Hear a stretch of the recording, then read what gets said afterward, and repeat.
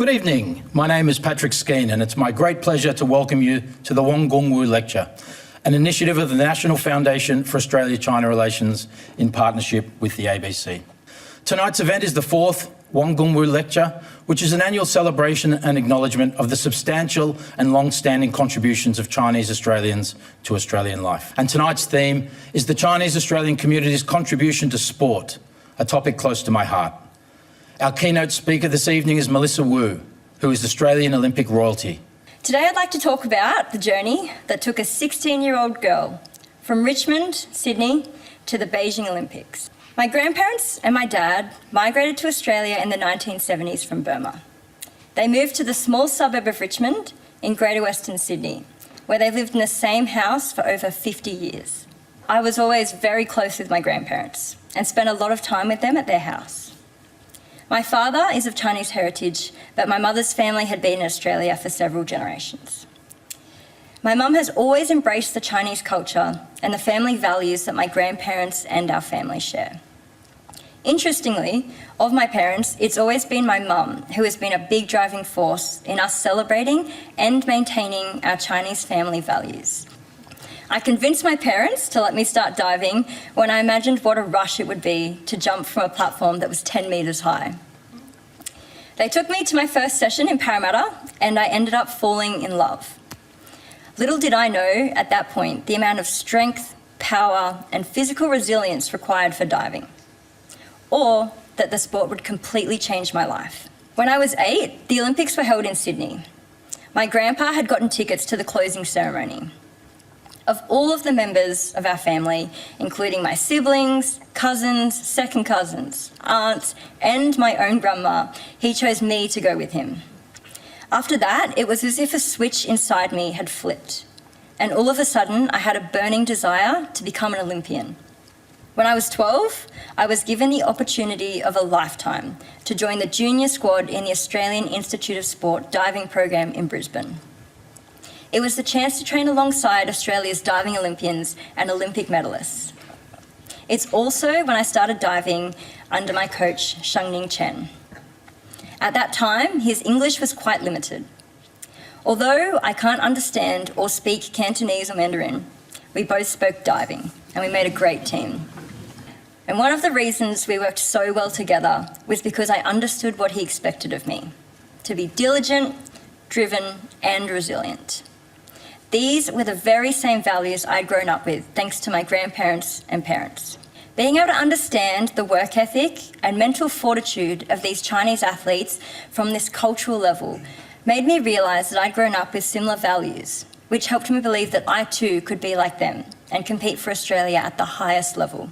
Being able to relate to these divers from a cultural level, combined with my drive to make my family proud, is something I've always considered as one of the most significant influences on my career, and I've always thought of it as my secret weapon. Thanks to training with Shangning, I won a silver medal at my first Commonwealth Games at the age of 13. I was the youngest ever Australian diver to compete for Australia. We went in knowing China would be impossible to beat, but that we'd have a shot at a medal. I still remember how it felt walking up the stairs to the platform, knowing that this would be the biggest make or break moment of my life. As soon as we took off, I knew we were perfectly in sync, and the dive flowed naturally as it should. We twisted through the air and pulled ourselves into a pike position like a mirror image of each other. When my head popped up out of the water, I looked at the scoreboard and felt a huge wave of relief. We'd won silver.